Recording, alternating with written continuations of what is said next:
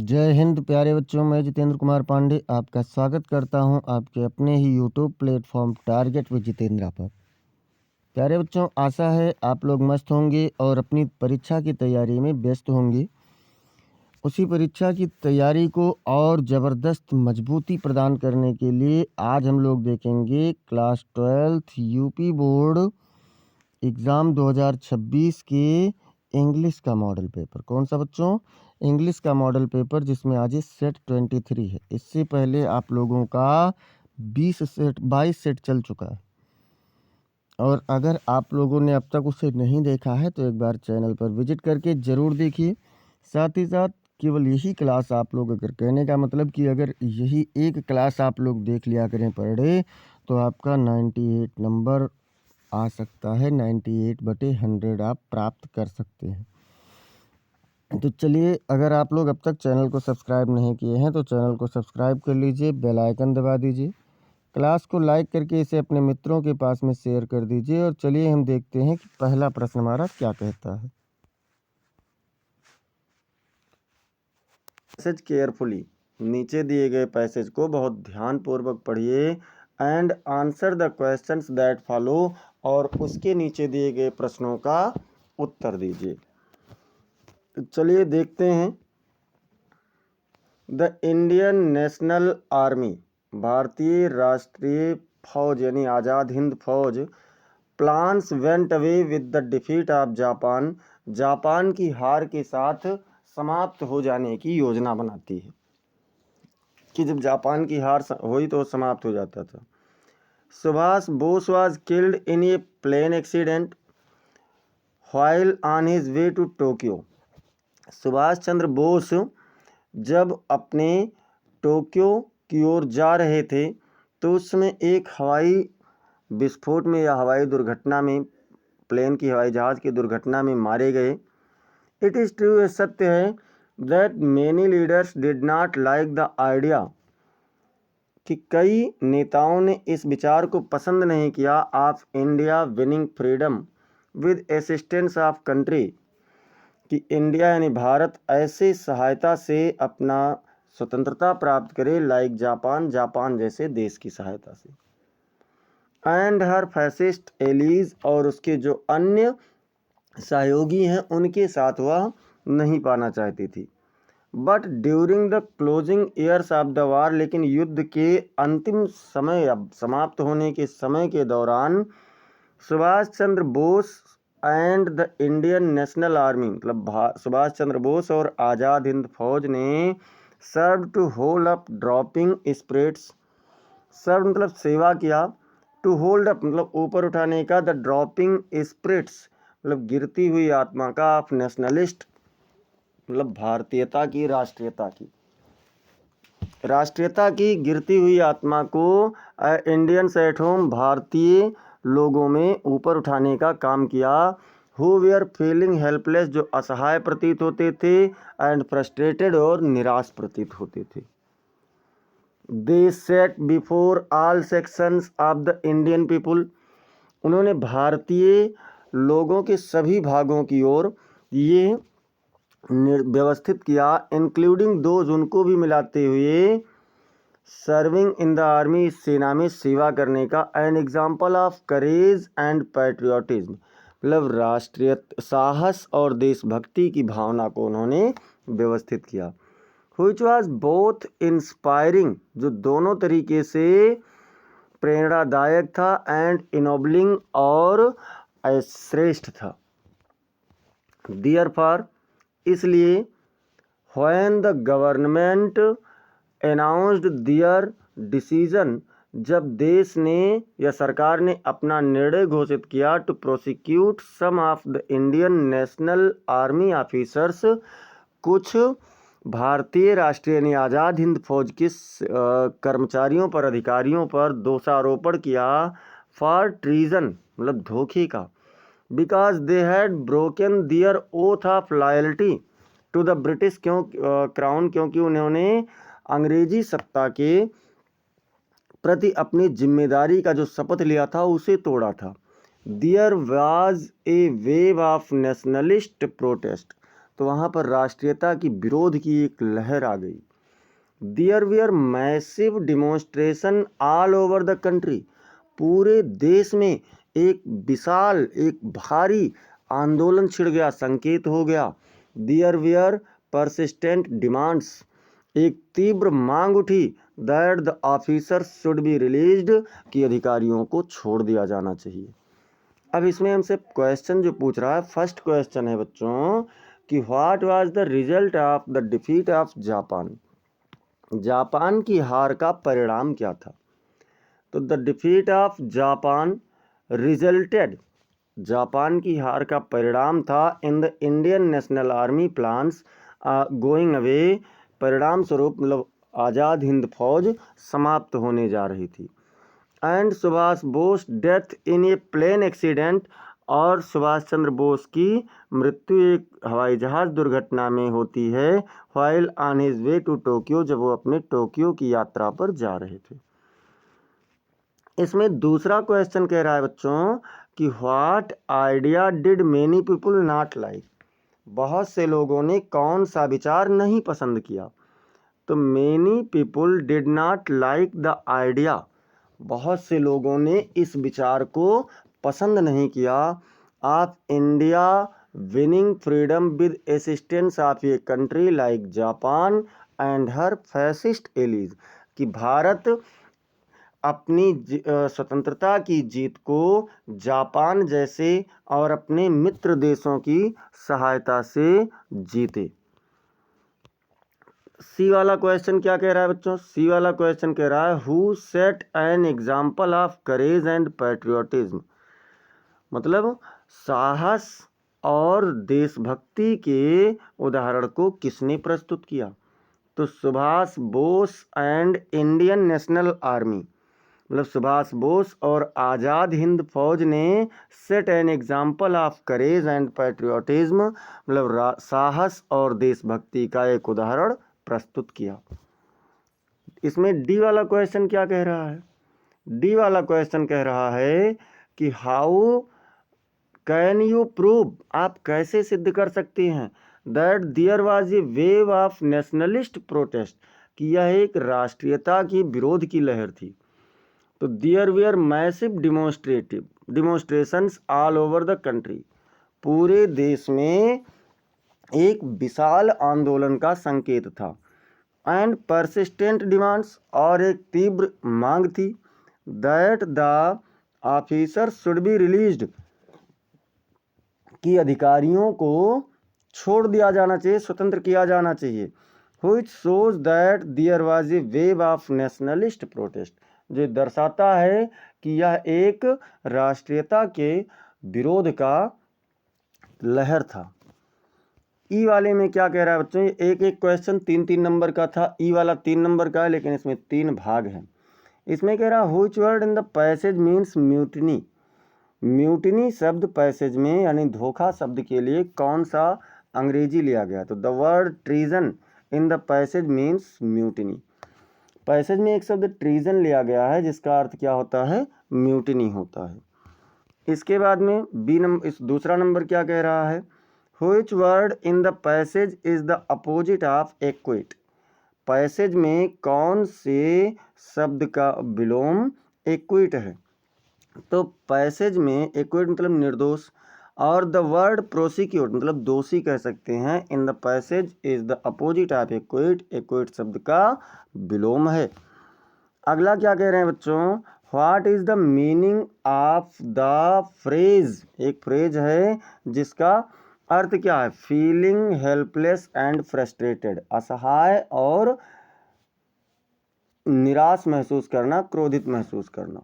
तो the phrase feeling helpless and frustrated means, जो वाक्यांश फीलिंग हेल्पलेस एंड फ्रस्ट्रेटेड है उसका अर्थ है feeling unable to do anything to change a difficult or unpleasant situation, मतलब एक मुश्किल या दुखकारी, दुखद परिस्थिति को बदलने के लिए अपने आप को असमर्थ महसूस करना। एंड फीलिंग एनाइड और क्रोधित आर इरिटेटेड या झुंझलाहट महसूस करना बिकॉज ऑफ इट, इसके कारण। अगर अब तक आप लोगों ने सब्सक्राइब नहीं किया है तो सब्सक्राइब भी कर लीजिए। सेक्शन बी में दूसरा क्वेश्चन है, right an article on any one of the following topics in about 100 to 150 words. तो नीचे दिए गए किसी भी टॉपिक में से आप 100 से 150 शब्दों में एक निबंध लिखिए। टॉपिक क्या है बच्चों? डिमेरिट्स ऑफ डाउरी सिस्टम, मतलब दहेज प्रथा के दोष। और क्या है? Service in the love of science in the service of Mankind, मतलब मानवता की सेवा में विज्ञान। और unemployment in India and it's solution, Bharat में बेरोजगारी की समस्या और इसका समाधान। तो इससे संबंधित आप लोगों को इन तीनों टॉपिक में से किसी एक टॉपिक पर एस्से लिखना है। अब कौन से टॉपिक पर लिखेंगे? तो चलिए देख लेते हैं। Science in the service of mankind. देखिए, science in the service of mankind में है मतलब मानवता की सेवा में विज्ञान। तो इसमें क्या क्या है बच्चों? इसमें कह रहा है कि science has transformed human life in numerous ways. विज्ञान ने मानव जीवन को अनगिनत तरीकों से परिवर्तित कर दिया है। Bringing about significant improvements in various fields, विभिन्न क्षेत्रों में, वेरियस मतलब विभिन्न, इम्प्रूवमेंट्स मतलब सुधार, सिग्निफिकेंट मतलब महत्वपूर्ण, यानी विभिन्न क्षेत्रों में महत्वपूर्ण सुधार लाते हुए मानव जीवन में विज्ञान ने अनगिनत परिवर्तन कर दिया है। इन द मेडिकल सेक्टर, मतलब और चिकित्सा विज्ञान के क्षेत्र में, एडवांसमेंट्स इन साइंस, विज्ञान में जो उपलब्धि है, have led to the development of life saving vaccines, यानी जीवन बचाने वाली वैक्सीनों का निर्माण करने में, एंटीबायोटिक्स मतलब एंटीबायोटिक बनाने में, एंड सोफिस्टिकेटेड सर्जिकल टेक्निक्स और दुर्लभ और शल्य चिकित्सा की तकनीकियों के ने क्या किया है? परिवर्तित, विकास ने जीवन बचाने के तरीकों को बदल दिया है। Thereby increasing life expectancy, जिसने इस प्रकार से क्या किया है? जीवन की प्रत्याशा को बढ़ा दिया है। And eradicating diseases like small pox and polio, और पोलियो और स्मॉल पॉक्स जैसे बीमारियों को समाप्त कर दिया है। The invention of airplanes has revolutionised transportation, मतलब एयरप्लेन के आविष्कार ने ट्रांसपोर्ट यानी यातायात के संसाधनों में क्रांति ला दी है। Connecting the world like never before, पूरे विश्व को इस प्रकार से जोड़ दिया जैसा कि पहले कभी नहीं जोड़ा था। The internet has further bridged gaps, इसके बाद जो इंटरनेट है उसने इस गैप को और अधिक भर दिया है, इस खाली स्थान को और अधिक भर दिया है। इनेबलिंग इंस्टेंट कम्युनिकेशन, मतलब त्वरित संचार को व्यवस्थित करते हुए, and access to vast information, और अत्यधिक या विशाल सूचनाओं की प्राप्ति के कारण इसने और अधिक परिवर्तित कर दिया है। Science has also boosted agricultural productivity, विज्ञान ने कृषि उत्पाद को भी बढ़ावा दिया है थ्रू मॉडर्न फार्मिंग टेक्निक्स, मतलब आधुनिक फार्मिंग यानी खेती की तकनीकियों के माध्यम से, एंड मशीनरी और यांत्रिकी से। Ensuring food security for the growing global population, बढ़ती हुई वैश्विक जनसंख्या में उन्हें क्या करते हुए? भोजन की उपलब्धता को प्रदान करते हुए।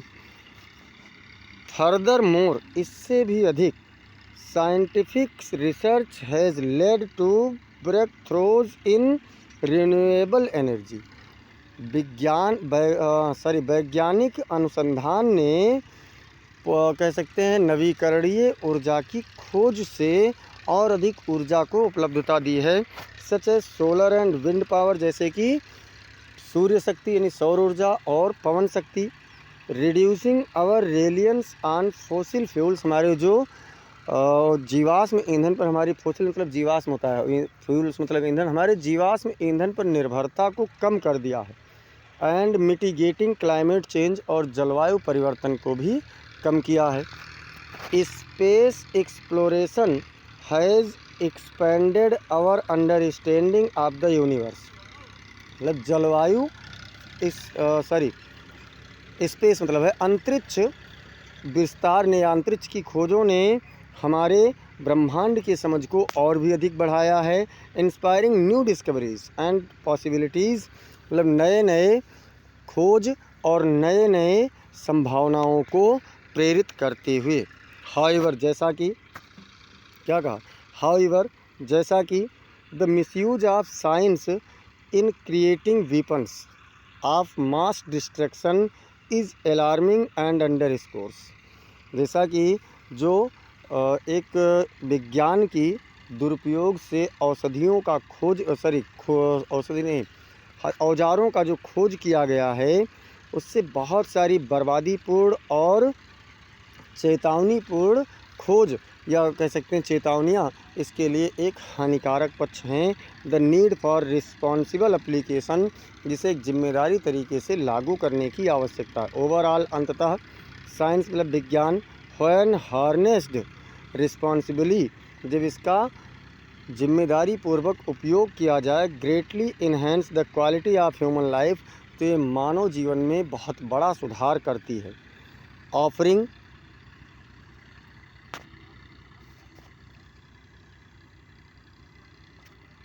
Offering solution to processing to pressing global challenges, जिसमें हमें एक समाधान मतलब जो वैश्विक चुनौतियां हैं उसके प्रति समाधान को भी प्रदान करती है। अब क्वेश्चन नंबर 3 आ जाता है। एक बार सभी लोग लाइक शेयर कर दीजिए और बताते रहिए। क्वेश्चन नंबर 3 कह रहा है write a letter to the editor of a national daily expressing. तो आप एक दैनिक राष्ट्रीय दैनिक समाचार के संपादक को एक पत्र लिखिए। Expressing your utter dissatisfaction and grief against unfair practices in competitive examination. मतलब जो प्रतिस्पर्धात्मक परीक्षाएं हैं उसमें जो कह सकते हैं एक अनफेयर मामले जो हैं, ख़राब मामले हैं, जैसे कि पेपर लीक या और सभी चीज़ें, उसके बारे में अपनी चिंता को बताते हुए आप एक दैनिक समाचार पत्र के संपादक को पत्र लिखिए। तो चलिए लिख देते हैं आंसर में। टू द एडिटर मतलब संपादक महोदय, the times of India new Delhi, ये उनका पता हो गया। सब्जेक्ट में देखें तो अनफेयर प्रैक्टिसेस इन कम्पिटिटिव एग्ज़ाम, मतलब स्पर्धी परीक्षाओं में जो समस्याएं हैं अनफेयर हैं, यानी कि बेकार के मामले हैं, परेशानीपूर्ण मामले हैं, उनके बारे में। सर श्रीमान जी, I am writing to express my deep disappointment and concern over the rampant unfair practices prevalent in competitive examination in India. श्रीमान जी, मैं अपने गहरी निराशा और चिंता को भारत में प्रतिस्पर्धी परीक्षाओं में होने वाली जो समस्याएं हैं उनसे संबंधित आपको मैं बता रहा हूं। The recent scandals have shaken the trust of students. जो अभी जल्द की घटनाएं हुई हैं, हाल ही की घटनाओं ने छात्रों का भरोसा हिला दिया है। And parents in the examination system, और इस परीक्षा पद्धति में जो माता पिता हैं उनकी समस्या उनको भी झकझोर के रख दिया है। Creating impersonation and paper leaks, जिसमें कुछ इम्पर्सनेशन हैं यानी कि कुछ प्रभावी लोग हैं, और पेपर लीक की समस्या है बिकम कॉमन, बहुत साधारण हो गई है। Undermining the merit and hard work of genuine students, जो योग्य छात्र हैं उनके मेरिट और उन कठिन परिश्रमी छात्रों के मेरिट को प्रभावित किया है। The lack of stringent measures of prevent these malpractice is appalling. मतलब जो इस प्रकार की समस्याएं हैं इसमें रोक या बाधा लगाने का जो है ये प्रभावहीन है, बेकार है, और इसकी आवश्यकता है। The authorities must take strict action. Authority को यानी जो अधिकारी हैं उन्हें कठोर कार्यवाही करना चाहिए अगेंस्ट दोज, उनके विरुद्ध, involve and ensure a fair and transparent examination process, जो एक ऐसे पारदर्शी परीक्षा प्रणाली में भरोसा दिलाएं और सम्मिलित हों। It is high time to restore the credibility of our examination system. ये हमारे परीक्षा पद्धति को सुधारने का एक उच्च समय है। सिंसियरली मतलब भवदीय, योर नेम यानी यहाँ पर XYZ करेंगे। और एक चीज़ और बता दें, ये इतना पूरा इधर आना चाहिए जो कि मैं भूल गया। डेट आप जो भी परीक्षा की तिथि है उसी को डालेंगे। और इसके बाद में अथवा अथवा क्या कह रहा है, write a letter to your friend inviting him to attend your sister's marriage. अपने बहन की शादी में आमंत्रित करते हुए आप अपने मित्र को एक प्रार्थना पत्र लिखिए, एक पत्र लिखिए। तो बच्चों, भाई के शादी में मैंने आमंत्रित करवाया था, लगभग उसी तरीके से लिखा जाएगा। ग्रामर वाला सेक्शन, ग्रामर वाले सेक्शन में क्या है, choose the correct option to answer the following questions. किसी मतलब नीचे दिए गए प्रश्नों में से किसी एक पैसेज का उत्तर देने के लिए सही विकल्प का चयन कीजिए। अब यहाँ पर क्या कह रहा है बच्चों, पहला क्वेश्चन है that which can not be corrected in called. वह चीज़ जिसे बदला नहीं जा सकता, जो सही नहीं किया जा सकता, उसे क्या कहते हैं। इनकरेक्टिबल कहेंगे या इनकरेक्टेबल कहेंगे या इनकरेक्टेड कहेंगे या इनकरेजिबल कहेंगे। तो क्या कहेंगे बच्चों, उसे इनकरेजिबल कहेंगे, जिसे बदला नहीं जा सकता, अर्थात ना सुधारने योग्य।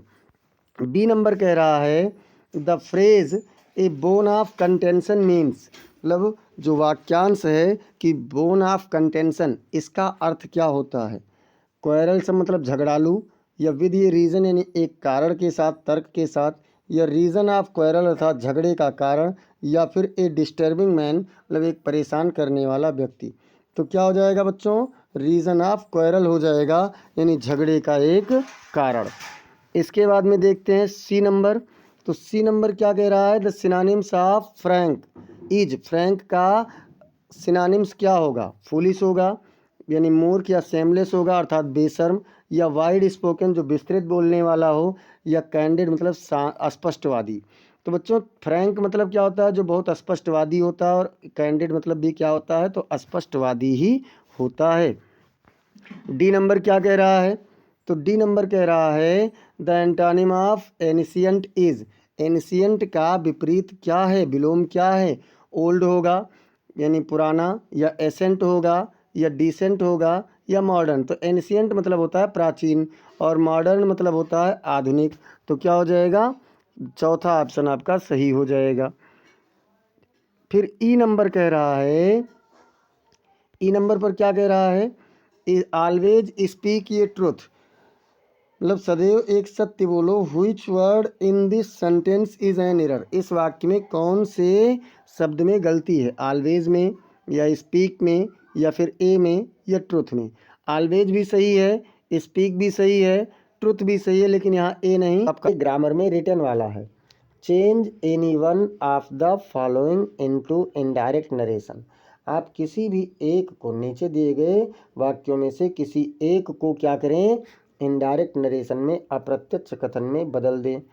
अब कह रहा है मोहन सेड टू रीता। मोहन ने रीता से कहा what are you doing here, तुम यहाँ क्या कर रही हो।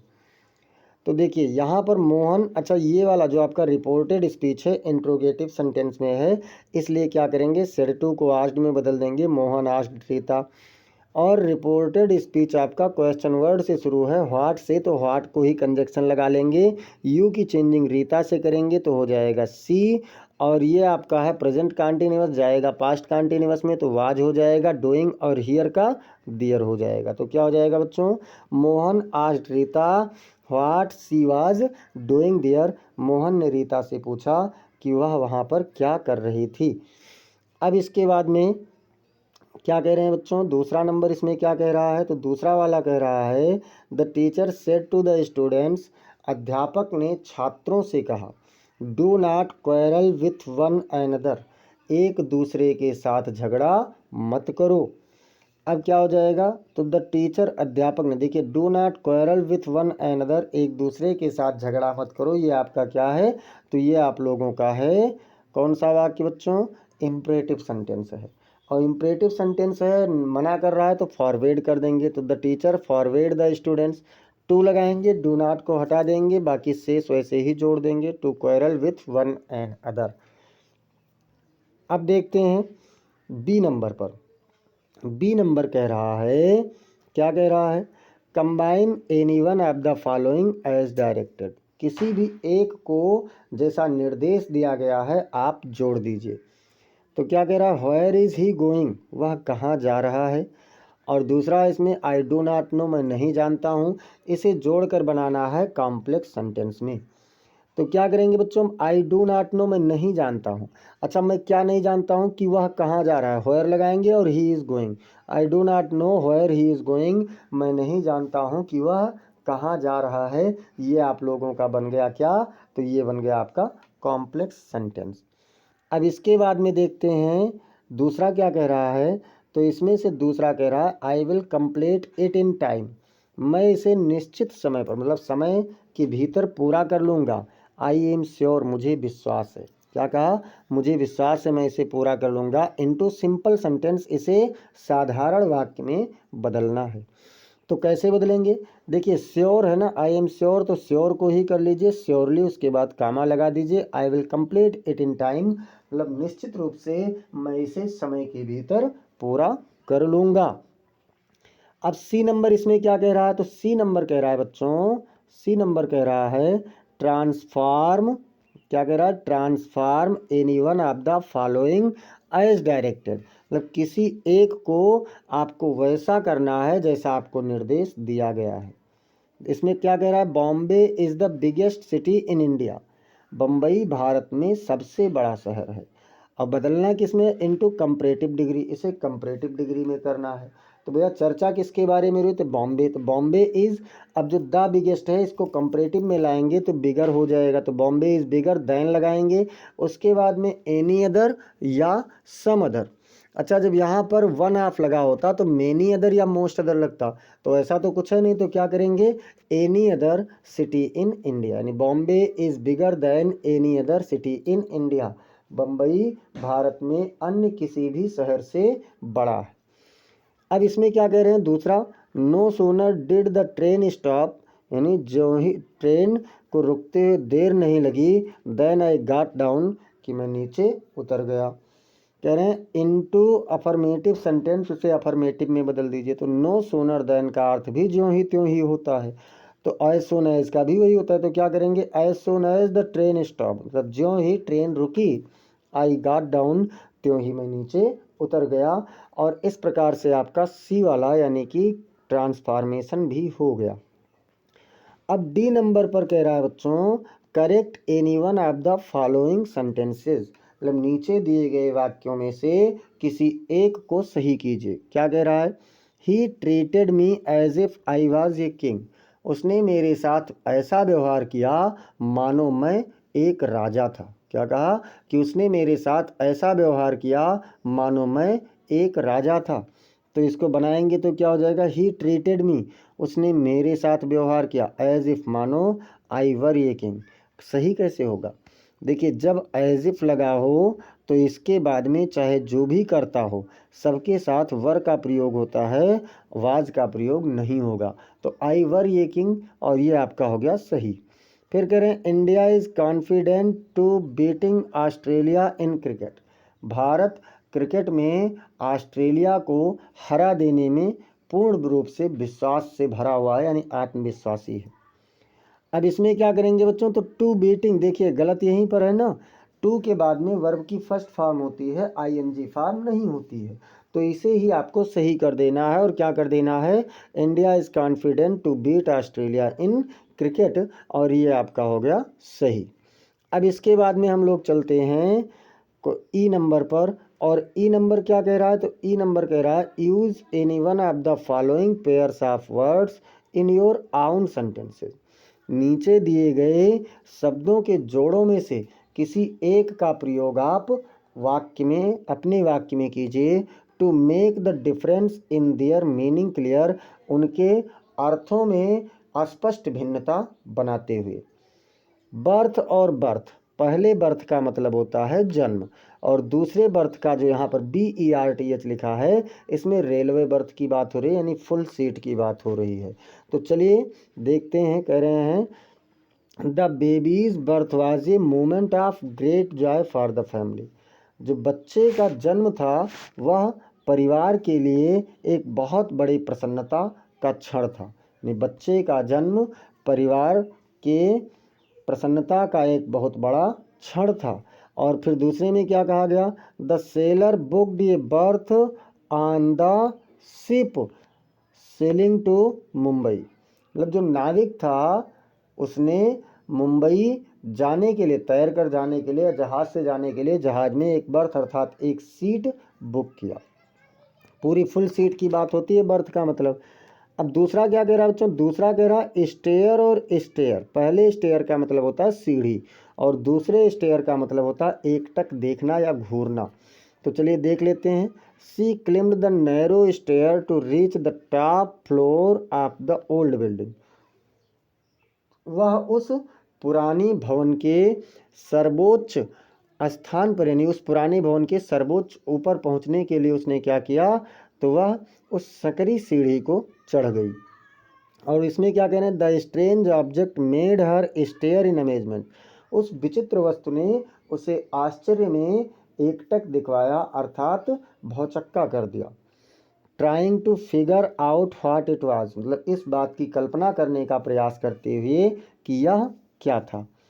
अब इसके बाद में देखते हैं बच्चों छठवां क्वेश्चन। और छठवां क्वेश्चन कह रहा है translate the following passage into English. एक बार सभी लोग जोरदार तरीके से क्लास को शेयर कर दीजिए और इसका हम लोग अनुवाद देखते हैं। कह रहे हैं हमारे जीवन में समय का बड़ा महत्व है। तो क्या है, हमारे जीवन में समय का बड़ा महत्व है। तो क्या कहे, time is of great importance in our lives, यानी हमारे जीवन में समय का बहुत बड़ा महत्व है। समय का पालन ना करने वाला कभी सफल नहीं होता है। वन मतलब कोई एक, who does not follow time, जो समय का पालन नहीं करता है, कैन नेवर सक्सीड, कभी भी सफल नहीं हो सकता है। अब इसके बाद में और क्या कह रहे हैं बच्चों, बीता समय कभी लौट कर वापस नहीं आता है। बीता समय कभी लौट कर वापस नहीं आता है, यानी टाइम वंस गॉन, एक बार गया हुआ समय नेवर कम्स बैक, कभी भी वापस नहीं आता है। समय के साथ चलना सदैव लाभदायक होता है। समय के साथ साथ चलना सदैव लाभदायक होता है, यानी moving with time is always beneficial, अर्थात समय के साथ चलना सदैव लाभदायक होता है। फिर क्या कहे, छात्रों के लिए, देखिए छात्रों के लिए तो समय का प्रत्येक क्षण बहुत मूल्यवान है। ठीक है, फॉर स्टूडेंट्स यानी छात्रों के लिए एवरी मोमेंट ऑफ टाइम, समय का प्रत्येक क्षण इज़ वेरी वैल्यूएबल, बहुत मूल्यवान है। उन्हें समयबद्ध ढंग से अपनी दिनचर्या बनानी चाहिए। तो क्या कहा कि they should create their daily routine in a time bound manner, मतलब समयबद्ध तरीके से। समय का पालन करने वाला व्यक्ति जीवन में कभी असफल नहीं होता है। तो a person who follows time, एक व्यक्ति जो समय का पालन करता है, नेवर फेल्स इन लाइफ, वह जीवन में कभी भी असफल नहीं होता है। इस प्रकार से बच्चों पहला सेक्शन हम लोग 15 नंबर का कर चुके, दूसरा सेक्शन हम लोग 20 नंबर का 35 हो गया और तीसरा सेक्शन हम लोग 25 नंबर का कर चुके, यानी कुल मिलाकर के हम लोगों का 60 नंबर तक का हो चुका। अब हम लोग देखेंगे समाप्त होता है। अब यहाँ से आपका लिटरेचर का यानी बुक का चलेगा और अब तक आप लोग 60 नंबर का क्वेश्चन पेपर देख चुके हैं। तो बच्चों एक बार सभी लोग क्लास को जोरदार तरीके से लाइक कर दीजिए और इसे आप अपने मित्रों के पास में शेयर भी करते रहिए। और अब हम लोग देखते हैं 7वें प्रश्न से। तो 7वां प्रश्न क्या कह रहा है, answer the following questions in about 40 words each. आप नीचे दिए गए प्रश्नों में से प्रत्येक का उत्तर लगभग 40 शब्दों में दीजिए। जिसमें पहला क्वेश्चन क्या है, why did the peddler consider the world as a rat trap, मतलब चूहेदानी का विक्रेता या वो फेरी वाला उस पूरे संसार को एक चूहेदानी के रूप में क्यों विचार करता था, क्यों मानता था। तो देख लीजिए भैया क्यों मानता था। The peddler considered the world as a rat trap, चूहेदानी का विक्रेता या वो घुमक्कड़ व्यक्ति पूरे संसार को एक चूहेदानी के रूप में मानता था। बिकॉज क्योंकि ही बिलीव्ड, विश्वास करता था that the world was a trap set, कि ये जो संसार था ये चूहेदानी के रूप में, एक जाल के रूप में था, set by the powerful to entice and exploit the weak, मतलब शक्तिशालियों के द्वारा लगाया गया था, व्यवस्थित किया गया, जो कमज़ोरों को अंदर बुलाने के लिए और फंसा लेने के लिए, बर्बाद कर देने के लिए था। Just like a rat trap lures rats with bait, ठीक वैसे ही जैसे एक चूहेदानी चूहों को चारे से प्रलोभित करती है। एंड वंस काट, और एक बार जब पकड़ लेती है, they are trapped for ever, तो वह हमेशा के लिए बंद हो जाते हैं, फंस जाते हैं। लीविंग देम विथ नथिंग, उनके पास कुछ भी न छोड़ते हुए। मान लो आप उसे नहीं कर पा रहे तो आप इसे कर लेना। इसमें क्या कह रहा है, तो इसमें कह रहा है what did M Hamel say about the language and its importance. M Hamel ने भाषा और इसके महत्व के बारे में क्या कहा। एम हैमेल ने भाषा और इसके महत्व के बारे में क्या कहा, तो चलिए देख लेते हैं। M Hamel said, M Hamel ने कहा दैट कि French was the most beautiful language, फ्रांसीसी भाषा सबसे अधिक सुंदर भाषा थी इन द वर्ल्ड, मतलब विश्व में। एम हैमेल ने कहा कि फ्रांसीसी भाषा विश्व में सबसे अधिक सुंदर भाषा थी। द क्लियरेस्ट, मतलब सबसे स्पष्ट, एंड मोस्ट लॉजिकल, और सबसे अधिक तार्किक भाषा थी। And that it was their heritage, और जिससे कि यह उनकी एक विरासत थी। हेरिटेज मीन्स विरासत। ही इम्फेसाइज्ड, उन्होंने दृढ़ता से कहा that they should cherish and preserve it, कि उन्हें इसका सुरक्षा करना चाहिए और बचा के रखना चाहिए। As it was the key to their freedom and identity, क्योंकि यह उनकी स्वतंत्रता और पहचान की चाबी है। And would always be a language of love and solidarity, और मजबूती और प्रेम की उनकी एक हमेशा के लिए भाषा बनी रहेगी। अब बी नंबर पर क्या कह रहा है बच्चों, तो बी नंबर पर कह रहा है what does garbage mean to the elderly people. बड़े लोगों के लिए कूड़े का मतलब क्या होता है। बड़े लोगों के लिए कूड़े का मतलब क्या होता है, तो फॉर द एल्डरली पीपुल, मतलब बड़े लोगों के लिए, elderly rag people, rag picker, जो बड़े कूड़ा बीनने वाले लोग हैं, उनके लिए garbage is a means of livelihood, कूड़े का मतलब जीविका है। ए सोर्स ऑफ इनकम, आय का एक स्रोत है। And a way to survive, और जीने का एक तरीका है। It represents the only means of earning a living, यह केवल एक जीवन जीने के मतलब या जीवन जीने के अर्थ को प्रस्तुत करता है। Providing for their daily needs, उनके प्रतिदिन की दैनिक आवश्यकताओं की पूर्ति प्रदान करते हुए। And कॉपिंग with the hardships of life, और जीवन की कठिनाइयों, जीवन की मुश्किलों के साथ चलने के लिए। Giving them a sense of purpose, जो उन्हें उद्देश्य की एक समझ को देते हुए ये सारी चीज़ें उन्हें उपलब्ध कराती है। मान लो आप इसे नहीं कर पा रहे हैं तो अथवा वाले में कर लेना। और अथवा वाले में क्या कह रहा है बच्चों, तो अथवा वाले में कह रहा है how does the author feel just before he becomes unconscious, कब लेखक कैसा महसूस करता है, मतलब ठीक बेहोश होने के ठीक पहले लेखक ने कैसा महसूस किया, जब बेहोश हो रहा था उसके ठीक पहले उसने क्या महसूस किया।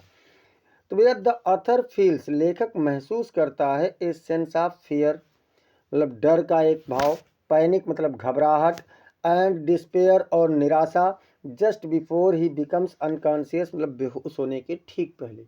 लेखक बेहोश होने के ठीक पहले डर, घबराहट और निराशा के भाव को महसूस करता है। As he is gripped by the paralysing grip of carbon monoxide poisoning, जब वह, एक मिनट बच्चों, एक मिनट, यहाँ कार्बन मोनोऑक्साइड नहीं होना चाहिए, यहाँ पर वाटर होना चाहिए। जब वह वाटर के यानी पानी के एक संज्ञा शून्य करने वाले जकड़ में फंस गया, and his body is shutting down, और उसका शरीर धीरे धीरे कार्यशील यानी निष्क्रिय हो रहा था। मेकिंग हिम हेल्पलेस, उसे असहाय बनाते हुए, एंड वल्नरेबल, और दयनीय बनाते हुए, with a sense of losing control, जब वो अपने नियंत्रण। आठवां क्वेश्चन कह रहा है answer any one of the following in about 80 words. किसी भी एक का आप 80 शब्दों में उत्तर दीजिए। और देखते हैं कि पहला प्रश्न क्या है। दो दिया जाएगा, कोई एक करना होगा। Describe the life of people working in the glass bangle industry. मतलब कांच के फैक्ट्री में कांच की चूड़ियों का जो निर्माण करने वाले कर्मचारी हैं, लोग हैं, उनके बारे में वर्णन करो, उनके जीवन का वर्णन करो। तो चलिए वर्णन करते हैं और देखते हैं। The life of people working in the glass bangle industry, तो चूड़ी उद्योग कारखाना में कार्य करने वाले लोगों का जीवन is marked by hardship and struggle, मतलब कठिनाइयाँ और संघर्ष से चिन्हित किया गया है। सविता, ये यंग वोमेन, मतलब सविता एक छोटी महिला, एक युवा महिला, वर्क्स टायरलेसली, मतलब बिना थके हुए कार्य करती है। Her hands stained with burns and scars, उसके हाथ जलने से और दागों से खुरदुरे हैं। फ्रॉम हैंडलिंग हॉट ग्लास, गर्म कांच की चूड़ियों को पकड़ने की वजह से सख्त हो गए हैं। सी टॉयल्स इन ए स्मॉल डिंगी रूम, वह एक छोटे से बदबूदार कमरे में परिश्रम करती है, कार्य करती है। Her eyes strained from focusing on intricate designs, उस दुर्लभ डिज़ाइन यानी तौर तरीकों पर कार्य करने की वजह से उसकी आंखें अभ्यस्त हो गई हैं, धीरे धीरे सिकुड़ रही हैं। The work is labour intensive, मतलब ये कार्य अत्यधिक परिश्रम का है। And the pay is meagre, और भुगतान बहुत थोड़ा सा है। भुगतान बहुत थोड़ा सा है और वर्क बहुत अधिक है। डिस्पाइट द चैलेंजेस, इन चुनौतियों के बावजूद भी Savita continues to work, Savita कार्य करना जारी रखती है। Driven by the need to support her family, अपने परिवार की मदद करने की आवश्यकताओं से प्रेरित होकर वो कार्य कर रही है। हर story reflects the plight of many in the industry, उसकी कहानी इस उद्योग में बहुत से लोगों के फंसे होने के प्रतिरूप को प्रदर्शित करती है। Trapped in a cycle of poverty and drudgery, जो गरीबी और अभाव के इस कुचक्र में फंसे हुए हैं। अथवा, अब देखिए बी में से है, बी क्या कह रहा है, तो बी नंबर कह रहा है बच्चों कि how did Gandhi ji reach Champaran, Gandhi ji Champaran कैसे पहुँचे। And how did he solve the problem of farmers, और उन्होंने किसानों की समस्याओं का समाधान कैसे किया। तो देखते हैं भैया क्या कह रहे हैं। Gandhi ji reached Champaran at the invitation of Rajkumar Shukla, Gandhi ji Rajkumar Shukla के आमंत्रण पर चंपारण पहुंचे। अब राजकुमार शुक्ला कौन है, ए लोकल फार्मर, मतलब एक स्थानीय किसान, who approached him at the Lucknow Congress, जो लखनऊ कांग्रेस के सम्मेलन में उन्हें मिला था। Shukla urged Gandhi to visit Champaran, Shukla ने गांधी से चंपारण आने के लिए निवेदन किया। And address the plight of indigo farmers, और जो नील के किसान हैं उनकी स्थितियों से संबोधित किया। एक्सप्लॉइटेड बाय ब्रिटिश प्लांटर्स, जो अंग्रेज अधिकारियों से यानी अंग्रेज जमींदारों से बहुत अधिक परेशान थे। गांधी अराइव्ड इन चंपारण इन अप्रैल 1917, गांधी चंपारण में अप्रैल 1917 में पहुंचे। एंड बिगेन ऑर्गेनाइजिंग फार्मर्स, और किसानों को संगठन बनाने लगे। लिसनिंग टू दियर ग्रीवेंसेज, उनके दुखों को सुनते हुए। And promoting non violent resistance, और अहिंसा के आंदोलन को विकसित करते हुए उन्होंने अपना कार्य शुरू किया। फिर क्या कह रहे हैं बच्चों, ही कलेक्टेड टेस्टिमोनीज, उन्होंने चरित्र यानी गुणों को इकट्ठा किया। Met with planters and officials, जमींदारों और अधिकारियों से मिले। And eventually the government appointed a commission, और सौभाग्यवश सरकार ने एक आयोग गठित कर दिया। Leading to the abolition of the exploitative tinkathia system, जो इस तिनकठिया प्रणाली को समाप्त करने में एक बहुत ही अहम भूमिका निभाई। And reforms improving farmers lives, और किसानों की रहन सहन को सुधार। 9वां क्वेश्चन कह रहा है बच्चों, read the following extract carefully, नीचे दिए गए अंश को ध्यानपूर्वक पढ़िए। And answer the questions that follow, और उसके नीचे दिए गए प्रश्नों का उत्तर दीजिए। क्या कह रहे हैं? I looked again at her, मैंने उन्हें दोबारा देखा। कवियत्री कह रहे मैंने उन्हें दोबारा देखा। Wan pale as a late winter's moon, जो उदास थी और पीली थी एक देर में जैसे चंद्रमा, ठंडी के चंद्रमा के समान उदास थी। And felt that old familiar ache, और उस पुराने परिचित दर्द को महसूस किया। माई चाइल्डहुड फेयर, जो मेरे बचपन का भय था। But all I said was, लेकिन जो कुछ भी मैंने कहा था वो था, क्या था? सी यू सून अम्मा, अम्मा आपसे जल्द मिलूंगी। ऑल आई डिड, जो कुछ मैंने किया, was smile and smile and smile, वो मैं मुस्कुराई और मुस्कुराती रही और मुस्कुराती ही रही। तो इस प्रकार से बच्चों ये आप लोग बता सकते हैं कि कौन सा पोएम है। कमेंट सेक्शन में पोएम का नाम बताइए और साथ ही साथ पोएट का नाम भी बताइए। अब देखते हैं इसका पहला क्वेश्चन। पहला क्वेश्चन क्या कह रहा है? How is the poetess mother compared, कवियत्री की माँ की तुलना किससे की गई है? तो किससे की गई है कवियत्री की माँ की तुलना?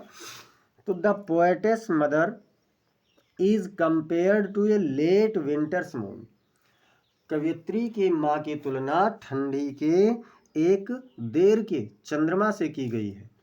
सजेस्टिंग, ये सुझाव देते हुए, सी इज वैन, की वह पीली हैं, मतलब उदास हैं, पेल पीली हैं। एंड फेडिंग, और मुरझाई हुई हैं। Much like the moon in the winter season, ठीक वैसा ही जैसा चंद्रमा ठंडी के समय में होता है। अच्छा, अब बी वाला क्या पूछ रहा है? बी पूछ रहा है कि what did the poetess feel, कवियत्री क्या महसूस करती है?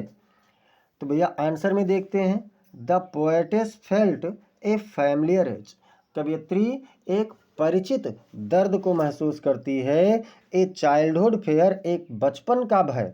Likely the fair of losing her mother, ठीक वैसा ही जिससे अपनी माँ को खोने का भय उसे होता है। सी नंबर क्या कह रहा है?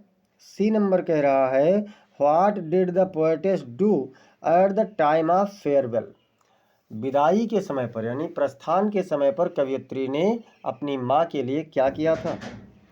तो at the time of farewell, विदाई के समय पर, the poetess smiled and smiled and smiled, कवियत्री मुस्कुराई और मुस्कुराती रही और मुस्कुराती रही।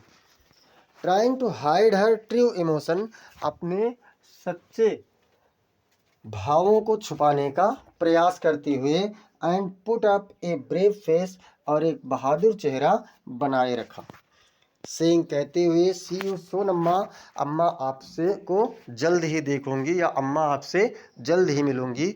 ऐसा the central idea of anyone of the following poems, किसी एक कविता का आपको केंद्रीय भाव लिखना है। तो चलिए लिख देते हैं केंद्रीय भाव। ए थिंग ऑफ ब्यूटी है, माई मदर एट 66 है, ए रोड साइड स्टैंड है। इस तीनों में से किसी एक का करना है। तो हम लोग देखते हैं ए रोड साइड स्टैंड का। रॉबर्ट फ्रॉस्ट की कविता है।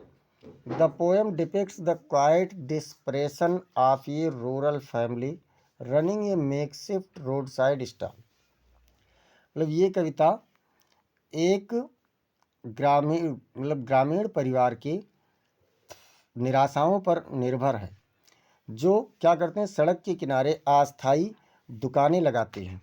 Hopping for a modest sale from passing city travellers, जो शहर के गुजरने वाले यात्रियों से एक प्रकार की आशा करते हैं कि उन्हें कुछ बिक्री हो जाएगी। देयर एर्नेस्ट हम्बल एस्पायरेशंस, उनके जो विनम्र प्रयास हैं, क्लैशेस विथ द इंडिफरेंस, भिन्न भिन्न वस्तुओं के, आर समटाइम्स सेल्फिश ग्रीड, या कभी कभी उनकी स्वार्थ की लालच हो जाती है, ऑफ द पासिंग मोटरिस्ट्स, जो गुजरने वाले मोटर वाले हैं उनके प्रति, highlighting the widening gap between rural poverty and urban prosperity, जो ग्रामीण गरीबी और शहरी संपन्नता के बीच में भेद को दर्शाती है। फ्रोस्ट अंडर स्कोर्स द सारो, रॉबर्ट फ्रोस्ट इसमें दुख को दबाते हैं, डिसअपॉइंटमेंट मतलब निराशा को, एंड लॉस ऑफ डिग्निटी, और स्वाभिमान की हानि को, फेल्ट बाय द ऑनर्स, जो उन मालिकों के द्वारा, दुकानदारों के द्वारा महसूस किए जाते हैं। व्हाइल आल्सो क्रिटिक्वाइंग द कॉलसनेस ऑफ ये सोसाइटी, जबकि एक ऐसे समाज की, समुदाय की आलोचना भी करते हैं, that ignores genuine human need, जो मनुष्य की एक आधारभूत आवश्यकताओं को उपेक्षित करता है। It is a poignant commentary on economic disparity, ये सामाजिक यानी आर्थिक भिन्नता पर एक कथन है। अनफुलफिल्ड होप्स, कभी ना पूरी होने वाली आशाओं के प्रति, and the fading traditional way of life, और पारंपरिक जीवन के मुरझाते हुए तौर तरीके। इन अबाउट 40 वर्ड्स ईच, प्रत्येक नीचे दिए गए प्रत्येक प्रश्न का लगभग 40 शब्दों में उत्तर दीजिए। तो क्या है भैया, what did doctor Sadao do to ensure the safe exit of the American soldier, American soldier को सुरक्षित भगाने के लिए डॉक्टर सदाओ ने क्या किया। तो doctor Sadao insured the American soldiers safe, doctor सदाओ ने उस अमेरिकी सैनिक के सुरक्षात्मक निकलने के लिए क्या किया, by providing him with A boat, उसे एक नौका दिया, राशन मतलब राशन दिया, जापानीज क्लॉथ जापानी कपड़े दिए, एंड ए टॉर्च लाइट, और एक टॉर्च का लाइट दिया। He instructed the soldier to row to a nearby island, उन्होंने उस सिपाही को, उस सैनिक को एक पास के द्वीप तक तैराकी से, या कह सकते हैं नाव चला करके जाने का निर्देश दिया, and wait for a Korean fishing boat, और एक कोरियाई मछली पकड़ने वाली नौका का इंतजार करने का निर्देश दिया। साइनेलिंग टू फ्लैशेस इफ नीड, और यदि आवश्यकता होती तो टार्च का 2 बार चमकाने का भी निर्देश दिया था। अथवा मान लो आप इसे नहीं कर पा रहे हैं तो आप बी वाला अथवा वाला कर लेना। Describe the environment of Antarctica, Antarctica के वातावरण का आप या पर्यावरण का आप वर्णन कीजिए। Antarctica is a polar desert, Antarctica एक ध्रुवीय रेगिस्तान है, विथ एक्सट्रीम कंडीशन, जहाँ पर अत्यधिक परिस्थितियाँ हैं, फीचरिंग वास्ट आइस शीट, जिसमें विशाल बर्फ के चद्दरों का गुण है, ग्लेशियर्स मतलब ग्लेशियर हैं, हिमनद हैं, एंड फ्रोजन टंडर्स टुंड्रास, और वहाँ पर जमे हुए बहुत सारे परत हैं। It is the coldest driest continent, ये सबसे अधिक ठंडा और सबसे अधिक शुष्क महाद्वीप है, विद लिमिटेड सनलाइट, जहाँ पर बहुत सीमित सूर्य का प्रकाश है, and precipitation supporting unique and adapted ecosystem, और बहुत ही कम यहाँ पर जीवन है जो एक अद्भुत और प्राप्त करने योग्य पारिस्थितिकी तंत्र है। डिस्पाइट द हार्श इन्वायरमेंट, इस कठोर वातावरण के बावजूद भी यहाँ पर विद्यमान है। बी नंबर क्या कह रहा है, बी नंबर कह रहा है what was the third level, तृतीय तल क्या था, वेयर वाज इट सिचुएटेड, ये कहाँ स्थित था। तो the third level was a fictional secret level at Grand Central Station in New York City, जो एक तृतीय तल था, ये ग्रांड सेंट्रल मतलब न्यूयॉर्क शहर के ग्रांड सेंट्रल स्टेशन पर एक रचनात्मक रहस्यमयी तल था। क्या होगा, फिक्शनल मतलब रचनात्मक और सीक्रेट मतलब रहस्यमयी। Serving as a psychological escape, जो एक मनोवैज्ञानिक रूप से या भाग जाने का रास्ता था, फॉर फैंटासी मतलब कल्पना के लिए, to avoid modern life stresses, जिसमें आधुनिक जीवन के तनाव, leading to a peaceful era एक शांतिपूर्ण स्थान था, एक शांतिपूर्ण युग था जीने के लिए। रिसेंबलिंग 1894 जो 1894 में जैसा था, स्पेसिफिकली गैलिसबर्ग इलिनॉइस, विशेष रूप से गैलिसबर्ग इलिनॉइस में जो था उसके बारे में बताया गया है। अथवा अथवा क्या कह रहा है बच्चों? तो अथवा कह रहा है what was the astrologers prediction about the tiger Kings death. बाघ राजा की मृत्यु के बारे में ज्योतिषियों की कौन सी भविष्यवाणी थी? तो द एस्ट्रोलॉजर प्रेडिक्टेड, ज्योतिषियों ने भविष्यवाणी किया that the tiger king would die at the hands of a tiger, कि बाघ राजा एक बाघ के हाथों मारा जाएगा। स्पेसिफिकली मतलब विशेष रूप से warning him to be cautious to the 100 tiger, उसे 100वें बाघ से विशेष रूप से चेतावनी देते हुए चेतावनी दिया था, चौकन्ना रहने की। This prediction ultimately came true in an ironic twist, ये भविष्यवाणी एक नाटकीय रूप से, एक आलोचनात्मक रूप से सत्य भी हुई। थ्रू ये वुडन टाइगर, एक नंबर 12 यहाँ से शुरू हो जाता है, जिसमें 12 नंबर क्या कह रहा है? Answer any one of the following questions in about 80 words. नीचे दिए गए प्रश्नों का उत्तर लगभग 80 शब्दों में दीजिए। अब इसमें बच्चों क्या कह रहा है? तो इसमें आप लोगों का कह रहा है give a character sketch of Hana on the basis of the lesson the enemy. The enemy पाठ के आधार पर हैना का चरित्र चित्रण कीजिए। लास्ट क्वेश्चन आप लोगों का शुरू हो गया है। सभी लोग क्लास को लाइक और शेयर कर दीजिए, और सब्सक्राइब नहीं किए हैं तो जरूर करते चलिए। क्या कह रहा है? हैना is a complex and multi dimensional character. हैना एक मिश्रित और बहुदिशीय क्या है? चरित्र है, पात्र है। इम्बॉडीइंग बोथ ट्रेडिशनल जापानीज वैल्यूज, दोनों रूप में प्रदर्शित की गई है, पारंपरिक जापानी मूल्यों के रूप में भी, and a deep sense of humanity, और मानवता की एक गहरी समझ के रूप में भी उसे किया गया है। As doctor Sadao's wife, doctor Sadao की पत्नी के रूप में, सी इज जेंटल, वह साधारण है, केयरिंग, ध्यान देने वाली है, एंड सपोर्टिव, और मददगार के रूप में है, ensuring her husband's comfort and well being, अपने पति के आराम और अच्छे विचारों को साथ में लिए हुए।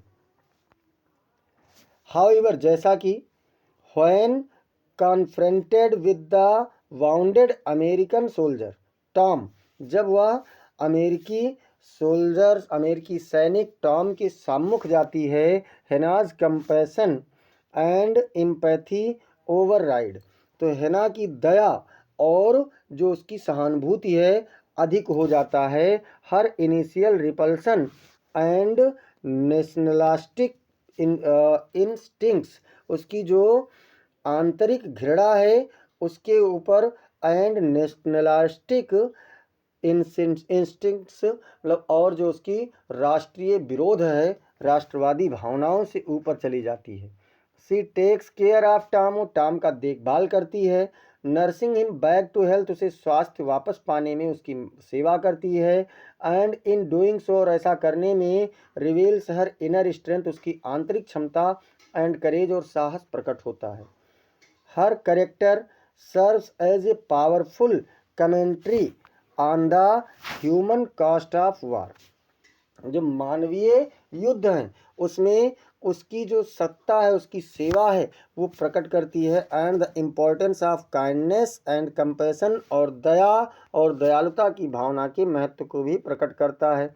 अथवा बी नंबर कह रहा है बच्चों कि which story does Mr Lamb tell Derry and why. Mr Lamb ने डेरी को कौन सी कहानी बताई और क्यों बताई थी? तो देख लेते हैं भैया। Mr Lamb tells Derry, Mr Lamb Derry को बताते हैं the story of a man, एक ऐसे व्यक्ति की कहानी को बताते हैं who locked himself in his house, जो अपने घर में अपने आप को बंद कर लेता है। आफ्रेड टू लीव, बाहर निकलने से भी डरता है। Due to his distorted appearance, अपने एक भद्दे प्रस्तुतिकरण या रूप के कारण। Only to be killed by a chance fall off a ladder, जो केवल एक सीढ़ी के गिर जाने के अवसर से मर जाता है। The story aims to convey to Derry, इस कहानी का लक्ष्य डेरी को समझाना था that his self imposed isolation, कि जो उसका स्वयं का एक अंतरात्मा का जो एकाकीपन है fuelled by his burnt face, जो उसके जले हुए चेहरे से परिपूर्ण है, is more debilitating than the opinions of others, दोनों अन्य लोगों की इच्छा से अधिक ये उसको अपंग बना रहा था, अन्य लोगों के बहस से भी अधिक अपंग बना रहा था। Mister Lamb hopes to inspire Derry to break free from his cell, mister Lamb आशा करते हैं कि वो डेरी को उसके अपनी कोठरी से स्वतंत्र होने के लिए, अपनी अवधारणाओं से स्वतंत्र होने में उसको प्रेरित करें। And engage with this world, और इस संसार के साथ सम्मिलित करें। रिकॉग्नाइजिंग हिज आउन वर्थ एंड पोटेंशियल, अपने खुद की क्षमता को पहचानते हुए और अपने कीमत को अपने